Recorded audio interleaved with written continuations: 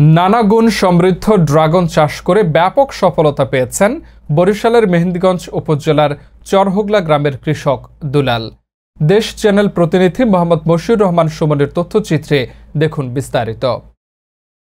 বরিশালের মেহেন্দিগঞ্জ উপজেলার চরহোগলা গ্রামে দুলাল তার নিজ বাড়ির পাশে 2 শতক জমিতে ড্রাগন চাষ করে সফলতার মুখ দেখছেন।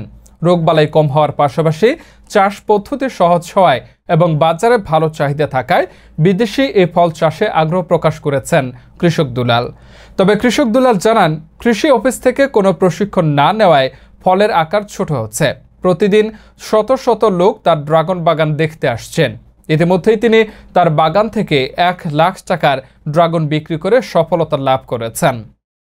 এদিকে মেহেন্দিগঞ্জ উপজেলা কৃষি কর্মকর্তা চন্দ্রশেখর বসু ড্রাগন চাষী দুলালকে কৃষি অফিস সব ধরনের সার্বিক সহযোগিতা ও পরামর্শ দেওয়ার কথা জানান তিনি। আচ্ছা, এখন কি ড্রাগনে ফুল আসছে না? জি। আপনার কি আর এর আগে ড্রাগন বিক্রি করছেন? করছি, লাখখানে টাকা বিক্রি করছি। কিরকম? মোটামুটি এটা সাইজ ছোট আর কি, আমরা পুরোপুরি প্রশিক্ষণ নিতে পারিনি তো, সেই জন্য। আচ্ছা, এই জন্য কৃষি কর্মকর্তার কোনো প্রশিক্ষণ নেন? সেটা আমরা কিছু পাই নাই, তারা আসেও নাই, আমরাও যাইনি। যদি কিছু পাই তাহলে আমাদের জন্য মঙ্গল হবে। তারা তো জানেন আপনি যে এখানে ড্রাগন বাগান করছেন। জি।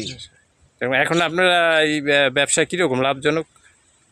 মোটামুটি আর কি, তো বড় হয় না তো, ফল বড় করতে পারতেছি না। মেহেন্দিগঞ্জ উপজেলায় মোহাম্মদ দুলালের ড্রাগন বাগান একটি চমৎকার উদ্যোগ। আমরা আশা করি তার এই উদ্যোগ দেখে আরো উদ্যোক্তারা আগ্রহী হবে এবং ওনাকে আমাদের কৃষি অফিসের পক্ষ থেকে সময় উপযোগী সকল ধরনের সহযোগিতাই প্রদান করা হবে।